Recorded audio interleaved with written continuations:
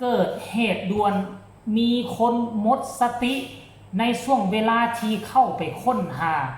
คนที่ประสบภัย2 คนที่ติดอยู่ในถ้ำจนได้นำส่งโรงพยาบาลด้วยเฮลิคอปเตอร์ที่นครหลวงเวียงจันทน์สบายดี FC แฟนคลับพี่น้องป้องป่ายทั้งชาวลาวและชาวไทยผู้ที่คองคอยติดตามเหตุการณ์ที่ทั้งทีมกู้ภัยพากันเคลื่อนไหวอยู่ที่เมืองล่องแจ้งแขวงไซสมบูรณ์ปัจจุบันนี้ยังเหลือ2 คนที่ยังติดถ้ำอยู่และทั้งทีมกู้ภัยไทยลาวและก็ต่างประเทศกำลังระดมพละกำลังที่จะเข้าไปช่วยเหลือเข้าไปค้นหา2 คนนั้นให้ไวที่สุดมือนี้มีความเพียบพร้อมหมดทุกสิ่งทุกอย่างแต่ว่าพอเข้าไปแล้วไปเจอสภาพปัญหาก็คือว่าผนังถ้ำได้ถล่มลงมาทับถมเส้นทางทับถมอุโมงค์เฮ็ดให้การเข้าไปค้นหาทั้ง2 คนนั่นเป็นไปด้วยความยากลำบากท่านผู้ชมหลังจากนั้นทีมงานกู้ภัยอยู่ทั้งหน้าถ้ำกับพากันออกมาเคลื่อนไหวโพสต์บอกให้แฟนๆ FC แฟนคลับทั้งฝั่งลาวฝั่งไทยได้รับรู้ถึงการเคลื่อนไหวและจุดยุ่งยากที่มันเกิดขึ้นมื้อนี้แต่ว่าบ่เห็นเพศใดๆที่อยู่หน้าถ้ำเคลื่อนไหวเกี่ยวกับเรื่องมีคนที่เข้าไปค้นหาคนติดถ้ำแล้วขาดอากาศหายใจเป็นลมและแพทย์ในสนามนั่นประเมินว่าความปลอดภัยอาจจะมีน้อยคันท่าหากว่าทรงที่ล่องแจ้งก็เลยได้ตัดสินใจทรงถึงเวียงจันทน์โดยทีมงานกู้ภัยใต้น้ำนาคน้อย1627เป็นผู้นำทรงทานผู้ชมทุกสิ่งครับกังงงเพื่อกันได้หลายคนงงในทั้งหน้าถ้ำนี่ผู้ใดเคลื่อนไหวแต่ว่ามีเพจกู้ภัยอยู่นครหลวงเวียงจันทน์เคลื่อนไหวแล้วมีเพจที่เป็นหน้าเป็นตาระดับประเทศเพจใหญ่ๆของเราก็เคลื่อนไหวเส้นเดียวกันนี่เดี๋ยวทุกคนก็หักจะเห็นรูปภาพนะทุกคนเนาะเดี๋ยวสิขออ่านสู่ฟังกันเด้อปัจจุบันพวกเฮากู้ภัย271624ได้มาหับคนเจ็บที่เข้าไปซอกคนในถ้ำที่เมืองล่องแจ้งสาเหตุแมนเพิ่นได้เข้าไปในถ้ำแล้วขาดออกซิหรือว่าขาดอากาศหายใจเฮ็ดให้หมดสติหลังจากนั้นทีมแพทย์หน้าสนามมีคำสั่งให้นำส่งโรงหมอใหญ่ด่วนปัจจุบันแมนเฮานำส่งฮอดห้องหมอ150 เตียงเป็นที่เฮียบห้อยอย่างปลอดภัยดีคนที่เป็นลม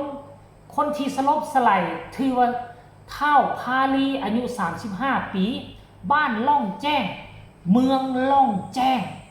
ท่านผู้ชม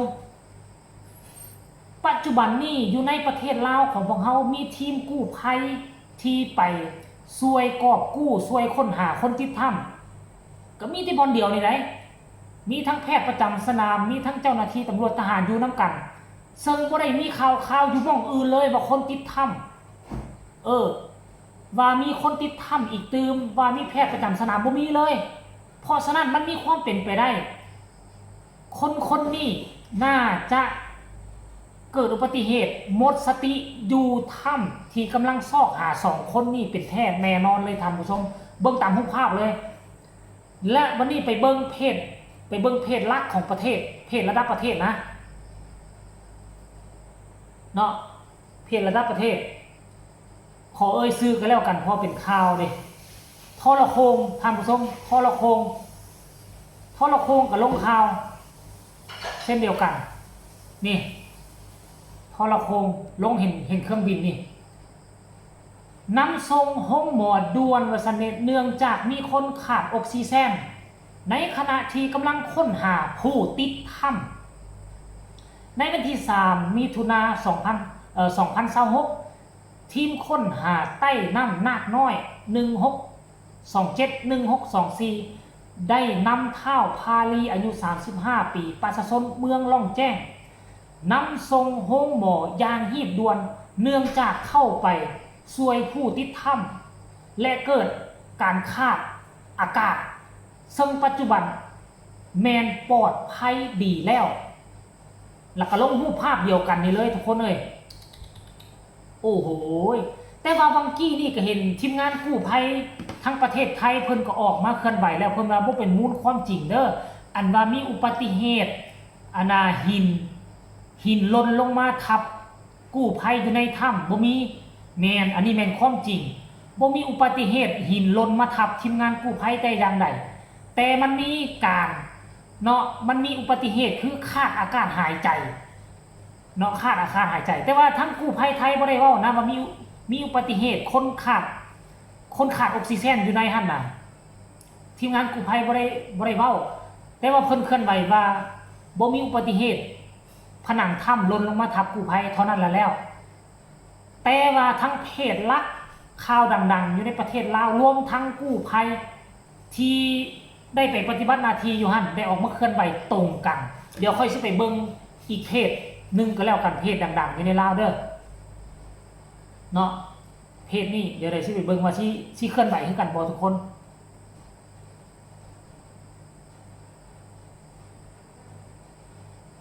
มึงดูสำหรับเพจนี่ก็เคลื่อนไหวหนังสือพิมพ์ลาวพัฒนาก็เคลื่อนไหวคือกันก็เคลื่อนไหวเป็นแนวทางเดียวกันว่าขอให้ปลอดภัยนำส่งห้องหมอด่วนคนขาดออกซิเจนและหมดสติในขณะที่กำลังค้นหาผู้ติดถ้ำนั่นหมายความว่ามื้อนี้วันที่3ได้เกิดอุบัติเหตุอยู่ในถ้ำหั่นแท้แต่บ่เป็นเพราะว่ามักหินหล่นมาทับแต่เกิดขาดอากาศหายใจคือออกซิเจนบ่เพียงพอนั่นนะทุกคนเลยนี่แมนโพสเดียวกันเลยซื้อเดียวกันเลยแขวงไซสมบูรณ์เมืองล่องแจ้งท่านผู้ชม FC แฟนคลับสรุปล้มแล้วมือนี่ก็มีความเป็นไปได้ 99% ผู้ไหนเนาะทีมงานทั้งกู้ภัยไทยลาวเนาะแล้วรวมกับประชาชนเพราะว่าเมื่อวานนี้มีการประกาศสมทบเอาชาวหนุ่มเมืองล่องแจ้งมาช่วยกันเพราะว่ากู้ภัยบ่เพียงพอจะแบ่งภาระหน้าที่กันหลายทีมหลายช่องทางเด้ก็เลยมีการเอาประชาชนมาเติมน่าจะเป็นนั่นหรอแล้วมื้อนี้ก็ระดมพละกำลังน้ำแห้งต่างๆเป็นใจก็เลยให้ทีมกู้ภัยเข้าไปแต่เขาก็เห็นแต่รายงานว่าเข้าไปแล้วไปเจอหมักหินใหญ่ล้นมาทับท่ออากาศที่ส่งเข้าไปรอเลี้ยงให้กับทีมกู้ภัยเท่านั้นเขาก็บ่เห็นการเคลื่อนไหวเลยแต่ว่าเพจลักได้มาเคลื่อนไหวแบบนี้นั่นก็หมายความแมนมีโอกาสที่จะเป็นความจริงเนาะท่านผู้ชมกะหวังว่าการปฏิบัติหน้าที่ของคนอยู่ในหน้าถ้ำต่อนี้ไปขออย่าให้มีเหตุการณ์แบบนี้อีกตื่มขอให้ทุกคนอยู่รอดปลอดภัยขอให้กู้ภัยไทยลาวและต่างประเทศบ่ให้มีผู้ใดเกิดอาการแบบนี้จักคนก็แล้วกันให้ตลอดปลอดภัยและนำ2คนนั้นออกมาให้มีชีวิตก็แล้วกันท่านผู้ชมเนาะเห็นคลิปนี้แล้วพี่น้องชาวลาวชาวไทยที่ติดตามเบิ่งก็มันขอให้กดไลค์กดแชร์กดติดตามผู้ใดมีคำตำหนิติชมคำคิดคำเห็นแนวใดต่อเหตุการณ์นี้เพราะว่ามันบ่โกงกันแต่ว่าทั้งเพจลักของสปป.ลาวนี่น่ะเพจระดับประเทศที่รัฐบาลให้การยอมรับมีรูปภาพเฮลิคอปเตอร์